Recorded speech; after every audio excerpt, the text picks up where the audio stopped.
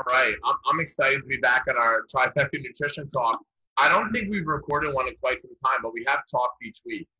And those talks are also very awesome. It actually makes me think that we maybe we do something on coaching and business development for nutrition. I would love to. Not today, because I know we have a topic today. but I think there's some value in that for a lot of people that are listening.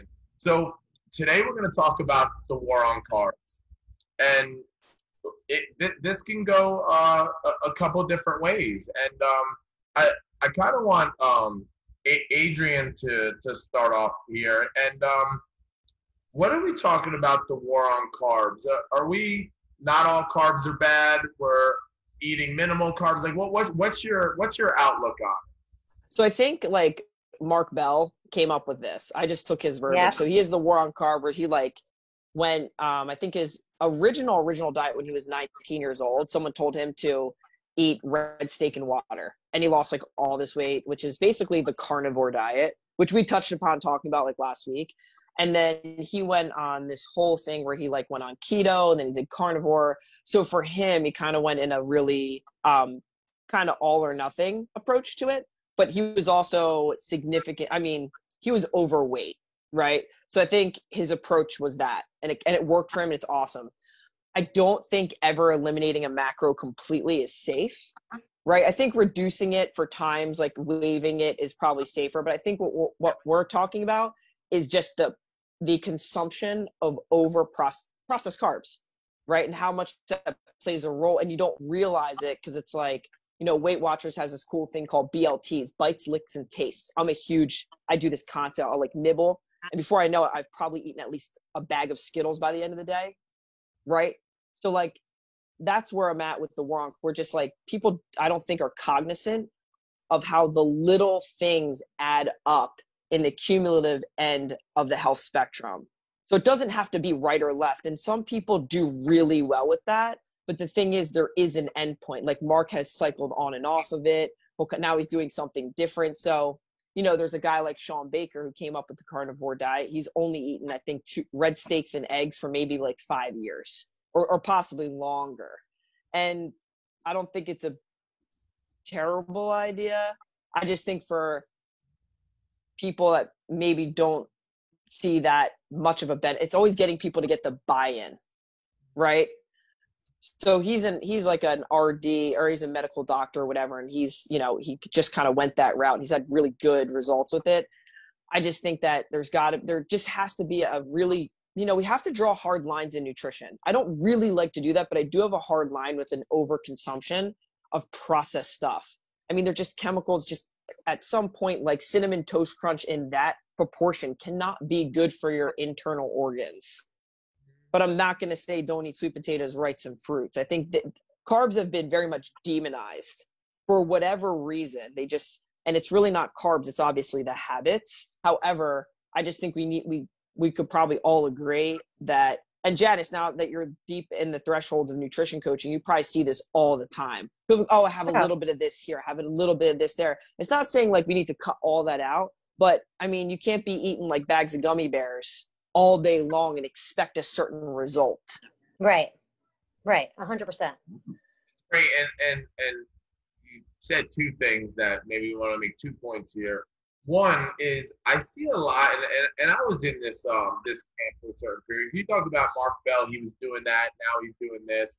And, you know, at one point, I did think there was some merit to having Sour Patch Kids during the workout and after the workout, right? But I think some people were using it as an excuse to eat processed food, and that's when it became very, very bad. So I think people need to earn a certain level of responsibility in regards to carbohydrate consumption that allows them to have that flexibility. That's the one thing. The other thing that you said is so Mark Bell got really, really ripped off the all meat diet. He did. Mm-hmm. A lot of weight. And you know what's funny? It's like, why doesn't that work forever? Because I believe to a certain extent, you may change your metabolism a little bit, even so maybe change your physiology. With that being said, client A in 2017 is different than client A in 2020. And this is why people get held up with their nutrition. They stop working with a coach and be like, well, that worked. I can just go back on that. No. You're a different you. You got so dialed in. And why can't we do that again? I mean, Janice and I were having this conversation the other day. We didn't have an in-body when me and Janice were really going hard. I was probably at 3 or 4% body fat. Janice was well under 10%. And the thing is, if we go back to what we were doing, why can we not replicate it? We can't replicate the results. You know why? Our physiology is a little bit different. We're a little bit older. Our life is a little bit different. We're exposed to different things. And I know this is a little off topic, but I think it was a good point to be made that you need to be open to trying different protocols. Mm-hmm. With sound why as to why we're trying this. And you're right. Carbs got demonized because people were associating carbs with shitty food. You're right. True. That's what happened. So then everyone went on this low carb phase, and it's like, and it goes back to you earn your responsibility with carbohydrates. Earn them. You know, and then you can have, because I mean, you talked a lot about this. Like, I'm going to teach you how to get the best shape in your life. You're going to have your cake and you're going to eat it too. But like, that's so easily, I say it to everybody, but you know what? That's a behavior and a style of eating that you have to earn, right? Absolutely. You know, and I'm seeing it time and time again with my own nutrition and also with clients' nutrition.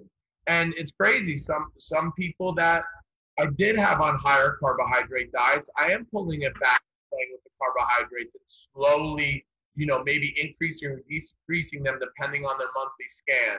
And it's different. Hey, it's like we all different strokes for different folks, and not one application will work for everyone.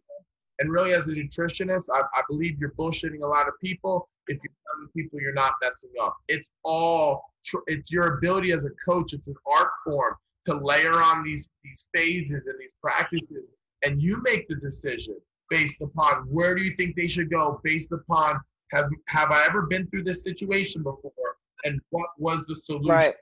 And that's like down in the trenches kind of stuff. Like, we're all pretty good with basic foundations. We are. Right. Adrian's a lot better at the real nitty gritty stuff. But I mean, like I said, it's like artwork. It's like, you know what's really cool about a tattoo artist a long time ago? You know how he explained it? It resonated with me. He goes, when I do a tattoo, and he's a beautiful artist, I spend my whole time covering up mistakes, right? That's what he's doing through freehand. He's like, they adapt to a mistake, a new shading, new curved line. And that's kind of what we do in coaching, right? It is. 100%.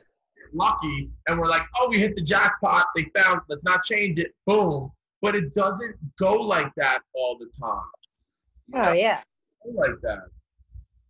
But I agree. Yeah. I mean, I just, Janice and I had this on our nutrition call the other day. I told her, I was like, I messed up on her. And I told her, I was like, she was just getting to that point where I was starting to look at her data, right? And I just told her, I tell everybody this, I just make all of us, we just make a series of educated guesses in a system that we have compiled from, you know, different subjective, objective, all other people's ideas. We formulated, packaged, and come up with a way that has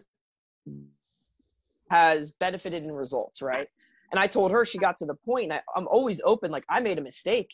Like, I needed to bring her carbs up because her activity from COVID, and everyone listening to this will kind of mirror this. So from COVID, we went from inactive, right? Not as much. So if you're a CrossFitter, for example, or anyone that's doing lifting Olympic weights, you didn't have access to that. Your body hasn't been put under that central nervous system stress. It's more load, yada, yada. You're out, you're running around, you're burning calories in the world to kind of being a little bit like sedentary. So, you know, basal metabolic was lower, right? Everything's lower. And then when we got back up to speed, Janice went into like, you know, not crazy mode, but working out in the field and coaching more and coming up. Now you're working in a heated environment. And I'm looking at her total calories and her carbs. I'm like, no, you're going to hit like 4 more days. Adrenal fatigue is going to be in. Yeah. Right. So like, as a coach, again, I know this kind of went all over with the war on carbs, but carbs are incredibly important. I had to take all of her carbs up like a tide, like raise the boat or else she's going to dip down. So there's no way carbs can be bad. If anything, she would have went into a trashy place really quickly if I would have kept her carbs the same, because her physiology changed within 6 months. Yeah. So talk about 6 years, dude. 6 months, her physiology went whoop. You know, so in the beginning, like with your whoop strap, recovery wasn't as much, yada, yada. And then we started giving you more carbs. Guess what happens? She's recovering better. She's hitting PRs in the gym, has more energy all day long. So like, how could carbs possibly be terrible when I'm bumping hers up and she's PRing, having better, you know, all around hormetic environment is better because you're sleeping and recovering and you're not as stressed out, even though, you know, everything across the board has come up. Multiple job things, opportunities, these things are going up, and I'm still able to keep you going and feeding you because I'm pulling your carbs up. Now, what if I kept her straight lined on the same stuff where she was just on one macronutrient? She was just on, you know, red meat and water. What would have happened there? Those are the things I think about. You know what I'm saying? Oh, yeah. I mean, and also that the calories in general, like not only carbs come up, like I'm eating 400 more calories on a daily basis than I was. So that's like 28 to 3,000 calories more per week than I was. And body weight is maintained and body fat is down. So it's like, I mean, I have the same issue right now. Matt kind of knows with one of my clients that, you know, we're doing a lot more, and I think I said this to you the other day on our call, is that we were doing a lot of that portion control with using handheld measures, and she's very much not wanting to know her calories and all these things. And we were seeing everything kind of going down, and we've had the conversation, like, calories come down, your metabolism slows down, like, it's great, but you're going to find it. But when we're not having any kind of tracking kind of measure, and we're so afraid of like carbohydrates and what's in food, you get to that, you know, that plateau where your body's like rebelling against you. You're tired. Yes. You don't feel like working out, all of those things. And then, you know, now we're working her on, you know, I'm working her on like, hey, don't worry about the carbohydrates you're eating. She's like, I had 110 grams today. I'm like, fuck it, have 140. Let's go. Yeah. You know? Bring it up. You know what's interesting? I believe Janice is the type of client, two great points here. Janice is the type of client where I referred to earlier, she's earned her responsibility with carbohydrates, right? She's earned it. And what I say for clients like that when I get them in is, listen, your diet's going to be really fun. You got to be mentally strong enough to let that happen, okay? Because I can already tell by the way you look and the way your scan is that we're going to have a good time on this nutrition, right? And it's hard for people to wrap their head around that. It really, really is. Because we go through bad carb, good carb. With that being said, I think more coaches need coaches. I think more coaches need coaches. Like, it's excellent, and we're definitely underpaying on value, the value that Janice is getting as a nutrition coach and as an athlete. Like, I really, like, it's crazy. Like, I value it so much that a coach has a coach. It's cool to watch your guys' relationship, and you're doing my wife too. And I really don't try to interject. I don't really ask many questions besides, how was your call today? And I'll ask Janice the same thing. And I think the relationship is so cool between you guys as a coach-athlete relationship, because it's almost like you guys are teaching a class to each other, right? Adrian's learning how to adapt and change, right? Constantly. And because not like she hasn't dealt with Janice before, Janice like client, but she has a coach that now she has a different job set, right? Like you weren't stressed out when you were killing it, right? You weren't working as much, you weren't active. And we had a good conversation the other day, and here's why coaches need coaches. So Janice was coaching her first 3 hours on stint in a row. And the way our classes are coached, you have to put out a lot of energy. Like, you have to talk like I'm talking right now to a group, right? And you have to give it to them, right? So I noticed, so Janice had worked out that day, right? And guess what? By 6:30, she was brain dead. It wasn't a bad session, but it wasn't as good as her 4:30. And do you know? Right. Because her work demands, not just her exercise demands, and people don't realize that is why you need a coach.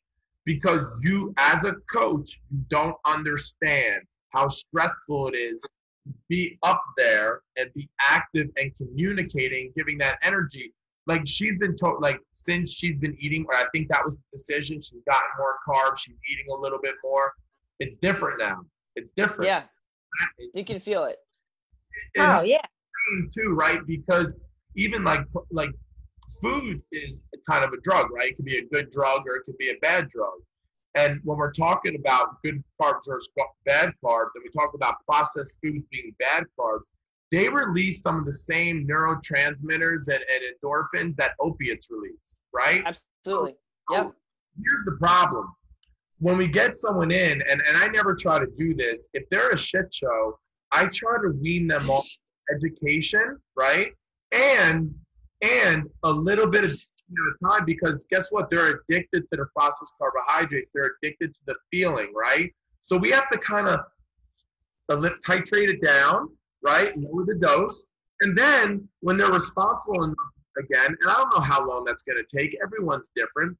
Then we can start reintroducing some fun, because I'm not Janice's coach, but just from hearing information, I'd be like, damn, I kind of see this trend going upwards. And if you can't eat that much food, we're going to have to go some other routes. What can you eat? You know? Right. Yeah. And I'm not saying that's the right thing for her, but that's the way your mind starts going. Is like, when does it become appropriate again? You know? Yeah. When does it become appropriate? Because it is going to be done in moderation, and it is going to let you enjoy life, and it is going to be a behavior change. That's what it's all about. You know what I mean? And I think that, go ahead, Janice, go ahead. No, I was going to say also, I think it comes to this freedom from the food. You get to the fear of food. When I look, like you were saying 2017, when I think of 2017, that was the restrictive nature of things, and now I come to 2020. We all realize there's a price to being too lean. There's a price. When you get there, nobody gives you an award. We weren't competing where we're walking on stage. We probably should have been, because at least then at the end of the day, I could have said some of the downside of being that lean would have been worth it, But you still have that in your mind, even as a coach, And I try to tell my clients this, like, I'm not perfect, and some of those bad things can kind of flash back. But when you kind of put trust in what you know, and also in somebody else, you kind of get this freedom. So I have my client who is very afraid of carbs, and she sent me like a screenshot on Sunday, freaked out about the amount of calories in something and carbs. And then I sent her my MyFitnessPal, where I was 780 calories over for the day and 215 carbohydrates in. And she's like, you eat ice cream? I'm like, yeah, by the way, I went and got wings that day. I had ice cream. And for me, it's just data. For me, it's like, first of all, not being restrictive, I feel better. My body is like not so against the carbs. If you restrict so much, then you have a piece of pizza. You're like, oh my God, pizza makes me bloated. I must be allergic to pizza. However, if you do everything in moderation, those carb heavy things, like the next day on Sunday, I felt fucking great. I went on a trail. We did our thing, whatever. And I was like, and no shame in my game, no thought in my mind. I didn't have to overtrain because I ate shitty the day before. You just get this freedom from it and saying, you know what, like, balance, like it's where you want to be. You know what I mean? I can breathe. I don't track every day on my FitnessPal. I haven't used a scale except week 1, I think, working with you. And my scale is gone. Like, it's not even out. And it's great, right? It's like, this is the way it should be. It's such 100%. Janice, you've been through 2 nutrition coaches. I was your nutrition coach for a very long time, and we continue to have conversation about it. And to get to this point now with another nutrition coach, right? Because that's what you needed to actually get this kind of good balance, like this aha moment, right? So how long does it take? It's a behavior change takes as long as it needs to take. Exactly. Oh yeah.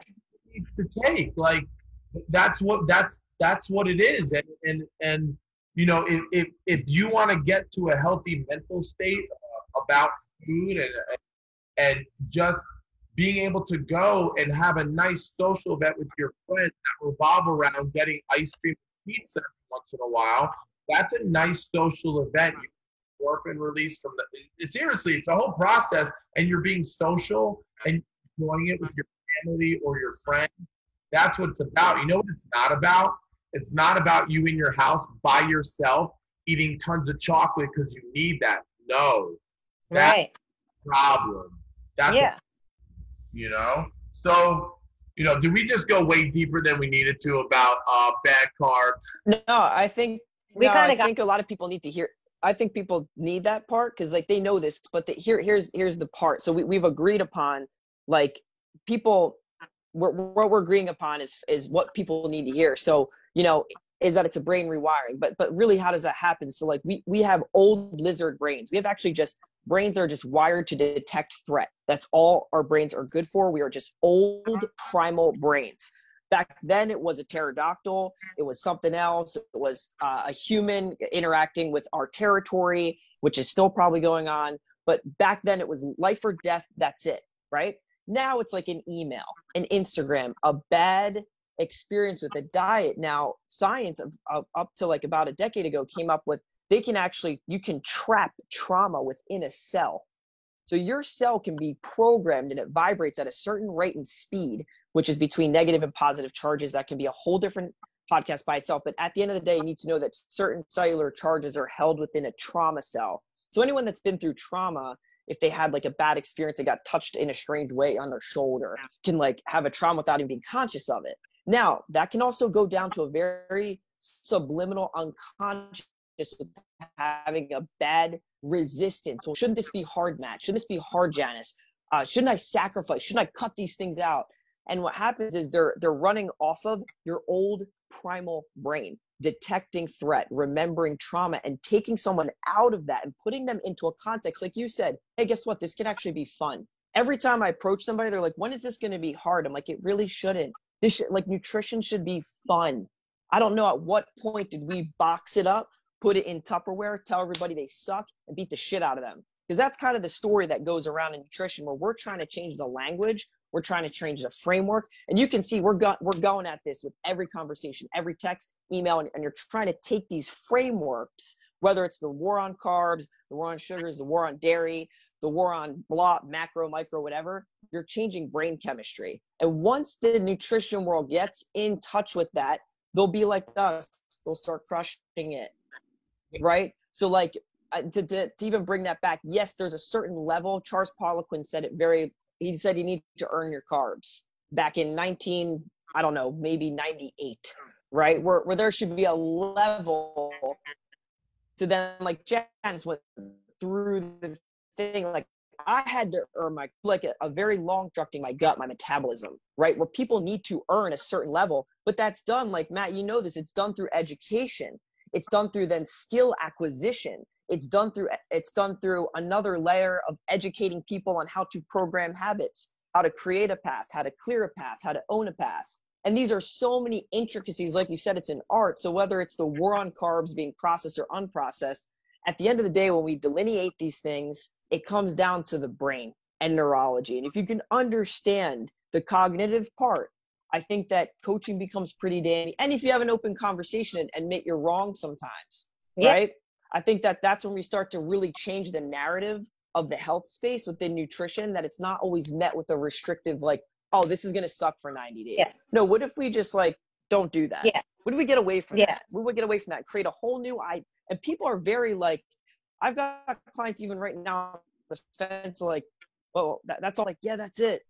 When does this get hard? It doesn't. There's going to be some shit days and you're going to string together a couple crap situations, but it's not like before. And that's where we're at right now, where the rate is 98% of failure of any diet plan. It's because we are programmed in our brains for restriction and timelines. Restrict this, put it on a timeline.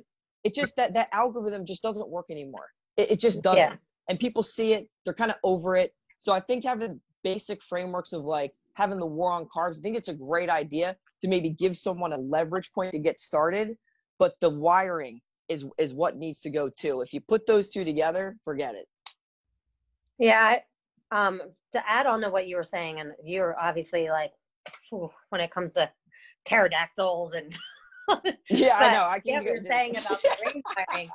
But it's funny because I have this conversation a lot with clients, and you probably were the one that made, I think, it stick for both Matt and I when we talk about the nutrient timing of thing and the workout window and putting things in blocks, is that I've found that whether I have someone who is a carb fanatic that we're trying to pull back on, or someone who's completely afraid, thinks they can't eat carbohydrates, that where I've found the most benefit of introducing them and explaining like what they do for your body is by incorporating it into that. And now obviously we have a population that we're working with where 90% of the people that I'm working with are either coming into our gym or are doing something active, where even if it's not 5 days a week, I can pick 3 days a week that we can kind of like start from, you know?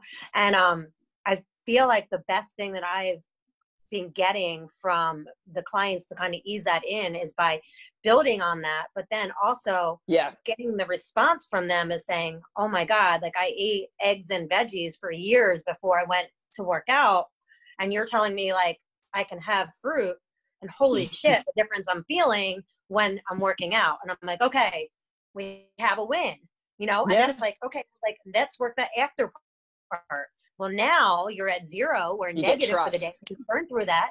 So now let's get a little bit of carbs in your body. And it's like, oh, wait. So like, I don't really absorb those carbs. No, you already used them. They're gone. Like, and then it's like, okay, well, at least here where you're going to the gym, you're spending 5 hours a week because you want to get in shape, you want to lose weight, and you were doing nothing to help that. You were just going to the gym thinking that's enough. So like, that's already the time that you're focused. So let's focus there, because you're already mentally committed. Like you already did the hardest part and decided to go to the gym. You walk through the door every day. So like, let's build on that, because that's where you're going to see. That's where like, then like their guard kind of comes down a little bit. And it's like, oh, I'm feeling a little bit better. Oh, okay. Like I notice, you know what? I get done working out, and I never used to be hungry when I was done working out, but I'm fucking starving. Okay.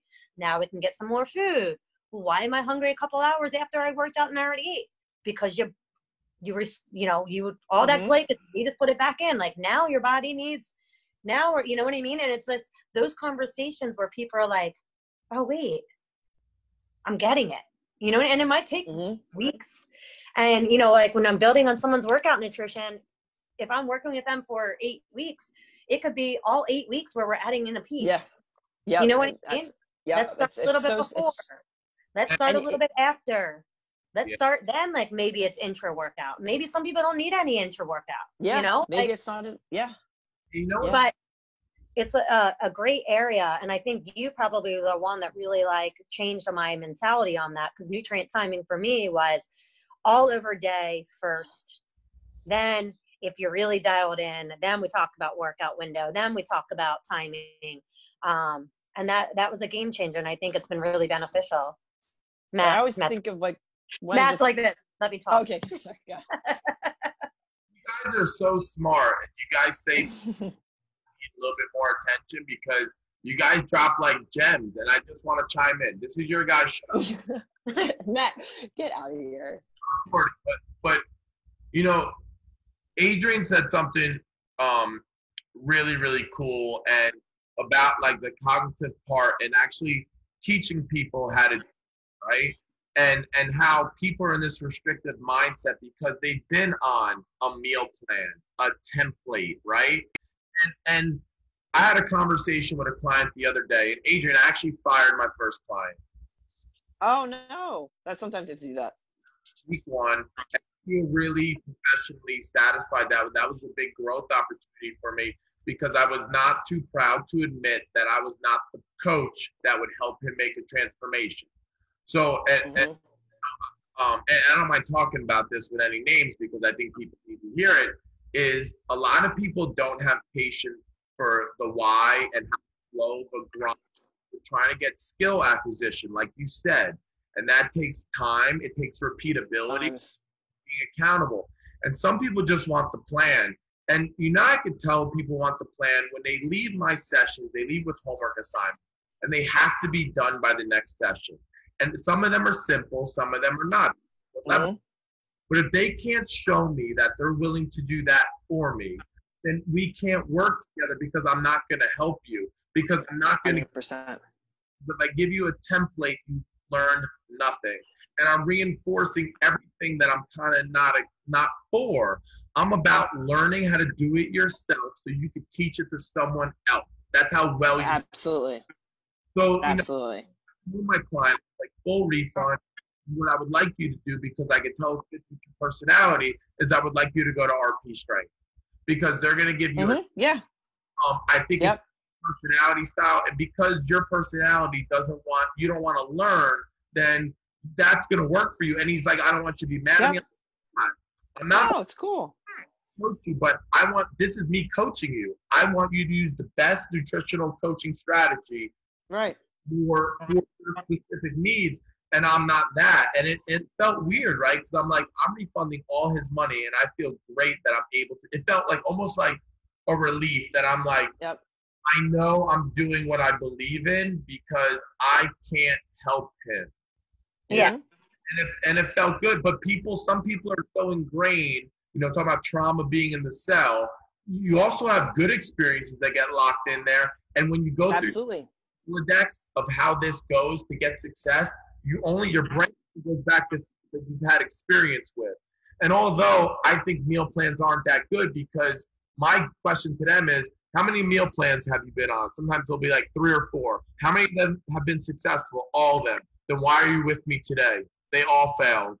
They all failed because you're here trying to find another way. Just go back on the meal plan, because meal plans are a good tool, not the end-all, be-all, and they don't work with a lot of clients. Like for instance, like different strokes for different folks. I really believe with my lifestyle and my schedule, I almost just want to be told what to do. And I thought I'd never say that before. I was like, I'm even thinking about doing that. Like I am. Mm-hmm. Because that's my personality right now, and that's what'll work for me. And I'm not, and even though I don't coach that way, right? That's okay too. That's okay, because I've also done almost everything, like as far as and like I think by this point I'm pretty healthy. Just give me the meat, but I don't believe that that's the answer for 90% of people. I really don't. You also know the why, and in your defense, like I'll coming from a nutrition coach's perspective too, you've done the work, right? You've done the work. You've educated yourself. You've worked with coaches before. I work with 2 nutrition coaches a year for myself. I've done that for 10 years for 2 reasons. One, I love having a coach helping me understand my own body, because I need an observer. I don't know everything about myself. And said person might have coached 7,000 people kind of like me and has a better idea, right? As you said before, a meal plan is a tactic. It's not a strategy. And that is a huge problem I see constantly in nutrition, is we tactic everything. Intermittent fasting, tactic. We're on carbs, tactic. But it's not a customized strategy and approach to a person's physiology in today's society. That is the kicker. But yeah, I agree with you that you could have someone write you a meal plan because you're at that level. And you could dial out of that, and then you could get macros and go back in. Like you're kind of at a master level, right? I think so many people do such a disservice to themselves, because you're not making the intentional choice for you. That's an intentional choice that Matt made. That's an intention. Totally different than someone being like, tell me what to do. I don't want to think for myself. Then you're not anchoring this entire process in an emotion. So when you go leave, you're going to circle back to your old shit again, and you're not going to change. But if you want to get to the root problem, you have to know the why. And that's the thing, getting to the root problem. Mm-hmm. Mm-hmm. I know what I was going to say is my first experience with true nutrition beyond, whatever my parents had been on growing up, besides the fact that my husband was a bodybuilder and I lived with him through very extreme. It's awful. It's appreciating rice, broccoli, and chicken meals back in my 20s, where I just like was like, oh, working with Matt initially in 2017, and I think he'll remember this. I remember the day I sat down with him. It was August 3rd, 2017, literally in a Starbucks. He kind of laid everything out for me, and he was like, okay, if you want me to like map this out for you in terms of food based off of kind of what you eat, I'll do this for you. And I was like, well, honestly, I really don't, I mean, I can cook. I don't really enjoy it. But if I'm going to do this, I cook for a family. I have to figure this out. And it was the best thing that ever happened to me, was because he kind of gave me the reason why the way he kind of had it mapped out would work. And then he's like, I'm going to give it. And I was like, listen, you know what? I'm going to fill out your questionnaire. And if I, in 2 weeks, I feel like I can't manage it, then I'm going to come to you and I'm going to say, plan it out for me. Yeah. And it was the best thing that ever happened to me, because I was all in. My skin was like in the game. I was all in. I was like, all right, Janice, like you need to like take an interest in cooking again. This is for your family. This is for you. You need to make it work. And it was the best thing, because I began enjoying cooking again, because I realized what was actually in food. I like was able to kind of like sneak shit into like my family. Like my kids, it's funny, my husband's my pickiest eater, because he's so like bodybuilding brain mind still 20 years later. But like what I did for my family by getting in tune with and following the process of like, you got to kind of gonna like fail on your own a little bit here and buy it out, is I have kids who eat like salmon and freaking tomatoes and avocados and zucchini, and like now I love cooking. It's like these things that like you thought you never would like, but if I did some meal plan for him, I would have done chicken, whatever he fucking laid out, and I would have ate it, and then I would have 5 weeks later would have been like, fuck this, because I can't eat any more chicken. You know what I mean? Like, well, you didn't anchor it in intention. Yeah. So your intention was skill acquisition of cooking to pass on to your kids, so they can eat healthy. So that's the thing. It's stuck because you anchored it in an intention. Yeah, like I committed. I committed. Mm-hmm. Yeah, you committed. Yeah. To something deeper than the diet. You committed to something deeper than the meal plan and the aesthetics. You're like, I want to do this as a lifestyle. Like, I'm going to teach my kids. And I think when people go on that level, like you did, you made a huge change. You create a tidal wave, right? Yeah. And I get people all the time. They're like, you let your kids eat. I was like, my kids were eating Skittles or something. Like, you let your kids eat that? Like, listen, I have love three Skittles. very active children. Like, we have plentiful, healthy snacks in my fridge. But yeah, my kids eat fucking potato chips. They eat pizza. Like, I don't deprive them of those things, but I know they're getting a nutritious dinner.